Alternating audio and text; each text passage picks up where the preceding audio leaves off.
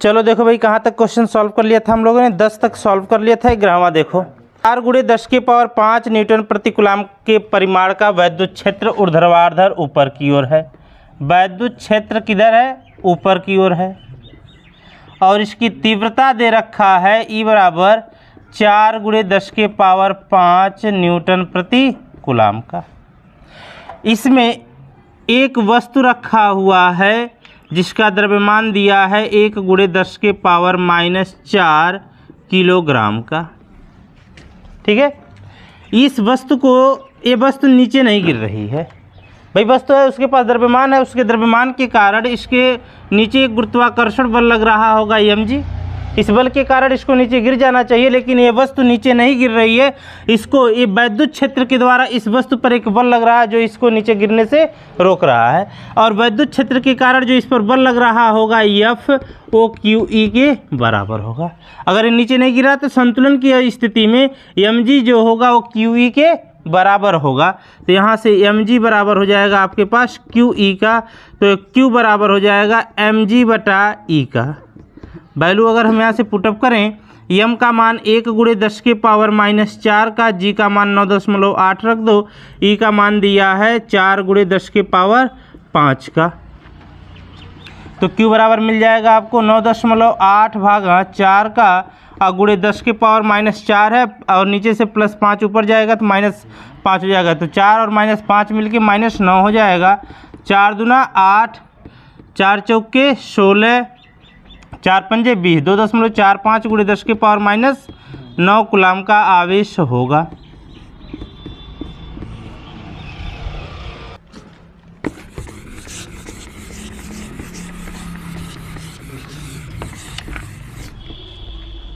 देखो कह रहा है एक 500 न्यूटन प्रति कूलाम के वैद्युत क्षेत्र में, वैद्युत क्षेत्र की तीव्रता दिया है 500 न्यूटन प्रति कूलाम।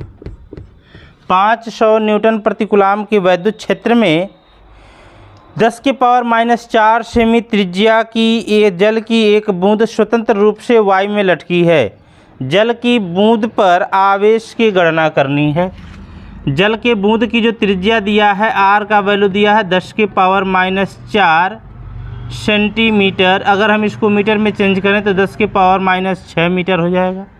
यह वायु में स्वतंत्र रूप से लटकी हुई है। इसका मतलब हुआ वैद्युत क्षेत्र के कारण इस पर जो ऊपर की ओर बल लग रहा होगा यह बराबर QE ओ mg के बराबर होगा। इसका m तो हमारे पास है नहीं, यम हम निकालेंगे। जल की बूंद का द्रव्यमान आपको पता है रो बराबर होता है m/v। घनत्व बराबर क्या होता है? द्रव्यमान बटा आयतन। तो द्रव्यमान बराबर क्या हो जाएगा? रो v का घनत्व गुणा जल का घनत्व हो जाएगा 1 × 10⁻3 किग्रा/मीटर³। और इस गोले का आयतन हो जाएगा 4/3 πr³। 10⁻3 हो जाएगा 4/3 × 3.14 × R का मान रख दोगे 10⁻⁻6 का क्यूब। तो यहाँ से मिल जाएगा आपको 4/3 × 3.14 × क्षत्रिक 18, 18 में से 3 जाएगा 15, 10⁻⁻15 का मिल गया आपको इसका द्रव्यमान। यहाँ से हमको यहाँ से देखो भाई, अब ये नीचे नहीं गिर रहा है तो QE mg के बराबर होगा। QE बराबर mg का, तो Q बराबर मिल जाएगा आपको mg/E का। m का मान दे रखा है 4/3 × 3.14 × 10⁻⁻15 का। g का मान रख दो आप यहाँ पर 10 रख दो, चाहे 9.8 रख दो। चलो हम 10 रख देते हैं। तो और E का मान दिया है 500। तो यहाँ से हो जाएगा आपके पास 4 चौके 16, 4 एकम 4 1 5, 4 तियाँ 12, 12.56। एक अंक पर एक अंक से यहाँ से दशमलव गायब कर दो। और 10 5 तियाँ 15, 10⁻2 ऊपर जाएगा 10⁻−2 में कन्वर्ट हो जाएगा। तो हो गया 10⁻17 का। भाग करेंगे यहाँ से 15/120, 5 15 तियाँ 45, 8.3 × 10⁻17 कूलाम का Q का मान आ गया। आंसर में 8.2 दिया हुआ है। इसका मतलब क्या हुआ? उसने G का मान 9.8 रखा हुआ है।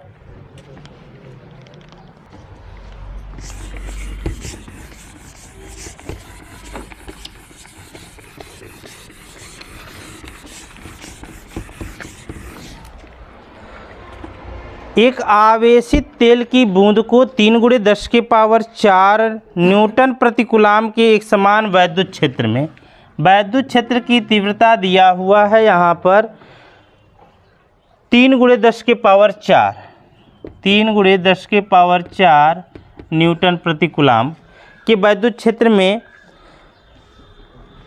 संतुलन की अवस्था में लटका कर रखा गया है। इसका द्रव्यमान 9.75, द्रव्यमान 9.75 × 10⁻⁻16 किग्रा हो तो इस पर उपस्थित आवेश और इलेक्ट्रॉन की संख्या बतानी है। उपस्थित आवेश बताना और इलेक्ट्रॉन की संख्या बताना है। तो भाई जब संतुलन की अवस्था में है तो QE बराबर mg, QE बराबर mg, Q बराबर mg बटा E का, m का मान रख दो 9.75 × 3 × 10⁻⁴, यहाँ छूट गया 10⁻⁻16 ले लेंगे। E का मान आ जाएगा आपके पास, भाई कितना रख दिया हमने, m का मान 9.75 × 10⁻⁻16 का, G का मान 10 रख दो, E का मान 3 × 10⁻⁴। ये देखो कितना हो जाएगा भाई 97.5, इस 10 से 1 दशमलव आगे बढ़ा दिया हमने, 97.5 × 10⁻⁻16 है, 4 ऊपर जाएगा 10⁻⁻20 भागा 3 का, 3 त्रिका 9, 3 दूना 6, 3 पचे 15, 32.5 × 10⁻⁻20 का, या हम लिख सकते हैं 3.25 × 10⁻⁻19 कूलाम, इतना आवेश होगा। अब कह रहा है यहाँ से इलेक्ट्रॉन की संख्या भी बताइए। आंसर थोड़ा इधर उधर अगर होगा तो जी के कारण होगा, हम जी कैलकुलेशन आसान करने के लिए 10 रख रहे हैं, हो सकता है उसमें 9.8 रखा गया हो, तब यह थोड़ा सा अंतर आ जाएगा आपके पास।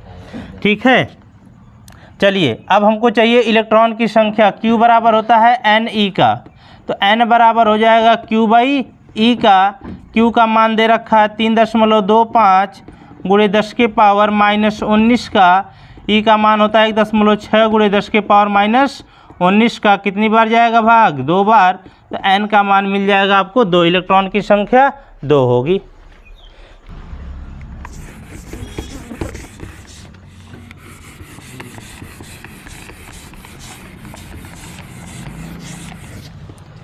देखो, तेल की एक बूंद जिस पर 12 अधिक इलेक्ट्रॉन हैं 2.55 × 10⁻⁴ न्यूटन प्रति कूलाम के वैद्युत क्षेत्र में स्थिर लटकी है। देखो, इलेक्ट्रॉन की संख्या दिया है आपके पास 12 और वैद्युत क्षेत्र की तीव्रता दे रखा है 2.55 × 10⁻⁻ कितना जी 4 न्यूटन प्रति कूलाम। इसमें इस वैद्युत क्षेत्र में स्थिर लटकी है। तेल का घनत्व, जो तेल की बूंद है उसका घनत्व दिया है 1.26 × 10⁻³ किग्रा प्रति मीटर क्यूब, ये दे रखा है आपके पास रो का मान। अब कह रहा है इस बूंद की त्रिज्या बताओ, इस बूंद की त्रिज्या कितनी होगी आपको बतलाना है। हमको पता है यहाँ से जब ये स्वतंत्र रूप से लटकी है, मुक्त रूप से लटकी है, तो QE बराबर होगा mg का, QE बराबर mg का। m का मान तो हमको पता नहीं है यहाँ से, तो m बराबर देखो भाई रो बराबर होता है m/v का, तो m बराबर हो जाएगा रो v का। तो यहाँ से हम लिख सकते हैं Q बराबर NEE बराबर m के जगह पर लिख दोगे रो VG, तो NEE बराबर रो का मान तो पता है, V का मान नहीं पता है, तो 4/3 गोले का आयतन 4/3 πr³ गुणा G, हमको R चाहिए, तो R³ बराबर यहाँ से मिल जाएगा आपको 4 NEE बटे रो, ये 3 जाएगा उधर ना, रो पाई G। अब इसी में सारा वैल्यू हम पुटअप करेंगे और कैलकुलेट करेंगे। यहाँ से 3 × 12, n का मान ई का मान 1.6 × 10 के पावर -19 और बड़ा ई का मान 2.55 × 10 के पावर 4 भागा 4 × रो का मान दे रखा है यहाँ से 1.26 × 10 के पावर 3 × पाई का मान 3.14 × 9.8। अब इसी पूरा को हम लोग कैलकुलेट करेंगे यहाँ से।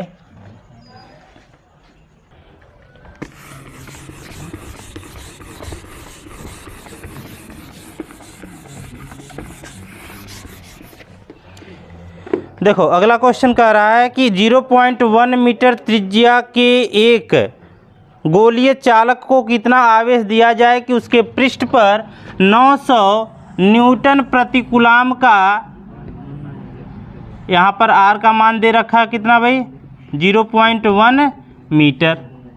0.1 मीटर को हम कितना लिख सकते हैं जी 10 के पावर -1 मीटर लिख सकते हैं। यहाँ पर जो वैद्युत क्षेत्र की तीव्रता उत्पन्न है 900 न्यूटन प्रति कूलाम है। तो हमको बतलाना क्या है, यहाँ पर आवेश का मान बतलाना है, क्यू का मान कितना होगा। तो यहाँ से E बराबर होता है फार्मूला 1/4 पाई एप्सिलॉन0 इंटू Q बटे R स्क्वायर का। E का मान है आपके पास 900 और इसका मान आ जाएगा आपके पास 9 × 10 के पावर 9 × Q बटे 10 के पावर -1 का स्क्वायर, 10 के पावर -2 हो जाएगा, इधर भेज दो। 900 × 10 के पावर -2 बराबर 9 × 10 के पावर 9 × Q का। तो Q बराबर हो जाएगा आपके पास 9 बटे 9 × 10 के पावर 9, 00 से 10 के पावर -2 कैंसिल हो गया, 9 से 9 कैंसिल हो जाएगा, तो Q बराबर मिल जाएगा 10 के पावर -9 कूलाम का।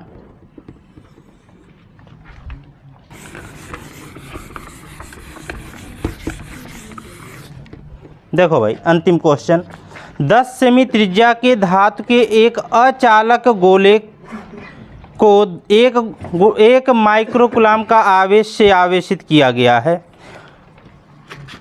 एक माइक्रो कूलाम का जो आवेश है, यहाँ पर देखो भाई त्रिज्या दिया इसकी 10 सेंटीमीटर, त्रिज्या कितना दे रखा है 10 सेंटीमीटर, इसे एक माइक्रो कूलाम तो 10 के पावर -6 कूलाम के आवेश से आवेशित किया गया है। यह आवेश इस अचालक गोले के संपूर्ण आयतन में एक समान रूप से वितरित है, संपूर्ण आयतन में एक समान रूप से वितरित है। तो अब देखो भाई यहाँ से हमको बताना है वैद्युत क्षेत्र की तीव्रता यहाँ से 20 सेंटीमीटर की दूरी पर। तो 20 सेंटीमीटर की दूरी कहाँ आएगी, इस केंद्र से इस गोले के बाहर कहीं आएगी। यहाँ पर मान लो ये आ गया 20 सेंटीमीटर की दूरी, यहाँ से ये दूरी कितनी हो गई 20 सेंटीमीटर। तो हम निकालेंगे वाह्य बिंदु पर, जब वाह्य बिंदु पर आप निकाल रहे हैं तो R बराबर कितना मिल जाएगा आपको 20 सेंटीमीटर, तो 20 × 10 के पावर -2 मीटर का। E बराबर आप फॉर्मूला इस्तेमाल करोगे 1/4 पाई एप्सिलॉन0 इंटू Q बटे R स्क्वायर का। तो ये हो जाएगा 9 × 10 के पावर 9 का, ये 10 के पावर -6 R स्क्वायर, ये हम लिख देंगे यहाँ से 20 × 10 के पावर -2 का स्क्वायर। सॉल्व करेंगे इसको तो E बराबर हो जाएगा आपके पास 9 × 10 के पावर -6 और 9 मिल के 10 के पावर +3 का बचेगा, और ये हो जाएगा 400 × 10 के पावर -4 का। तो E बराबर आपके पास मिल जाएगा 9/4 × 10 के पावर -2 बचेगा, ऊपर जाएगा 10 के पावर -5 हो गया। E का मान मिल गया 4 दूना 8, 4 दूना 8, 4 पंजे 20, 2.25 × 10 के पावर -5 न्यूटन प्रति कूलाम। दूसरा कंडीशन कहाँ पूछ रहा है भाई, दूसरा कंडीशन पूछ रहा है गोले के पृष्ठ पर। आप बताओ भाई अगर पृष्ठ पर निकालोगे, पृष्ठ पर तो R का मान कितना होगा, उसकी त्रिज्या के बराबर होगा, 10 × 10 के पावर -2 मीटर का होगा भाई, तो उसकी त्रिज्या के बराबर ही तो दूरी होगी। तो E बराबर क्या हो जाएगा 1/4 पाई एप्सिलॉन0, 9 × 10 के पावर 9 Q बटे R स्क्वायर से, 9 × 10 के पावर 9, Q का मान 10 के पावर -6, R स्क्वायर का मान 10 के पावर -1 का स्क्वायर कर दो यार, 10 के पावर -1 का स्क्वायर 10 के पावर -2 हो जाएगा, ऊपर जाएगा तो कितना हो जाएगा, +2 हो जाएगा,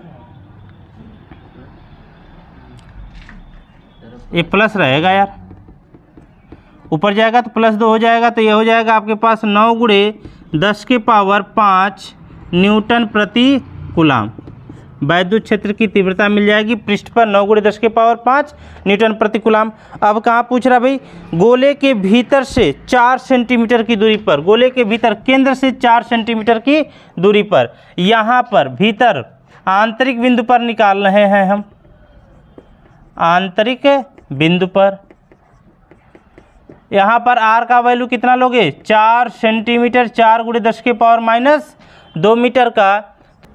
यहाँ देखो आंतरिक बिंदु पर जब हम यहाँ कहीं निकालेंगे 4 सेंटीमीटर की दूरी पर, तो जो आवेश था वो पूरे आयतन में एक समान रूप से फैला था, तो यहाँ से आवेश की मात्रा कुछ क्या हो जाएगी, कम हो जाएगी। तो यहाँ से हमने जब प्रूफ किया था तो फार्मूला आपको मिला हुआ था आंतरिक बिंदु पर 1/4 पाई ε0 × QR/r³ का। स्मॉल r जो है ये दूरी है और कैपिटल R इसकी त्रिज्या है। तो यहाँ से वैल्यू पुटअप करेंगे 9 × 10 के पावर 9, Q का मान 10 के पावर -6, R का मान 4 × 10 के पावर -2 बटे कैपिटल R का मान 10 सेंटीमीटर, तो 10 × 10 के पावर -2 का क्यूब लिख सकते हैं, या हम इसको लिख सकते हैं 10 के पावर -1 का क्यूब लिख दें। तो ये हो जाएगा आपके पास 9 चौक 36, 36 × 6 2 8, 36 × 10 बटे 10 के पावर -3 का, ऊपर जाएगा +3 और एक है 4 हो जाएगा, 36 × 10 के पावर 4 लिख सकते हैं, या हम लिख सकते हैं 3.6 × 10 के पावर 5 न्यूटन प्रति कूलाम वैद्युत क्षेत्र की तीव्रता होगी।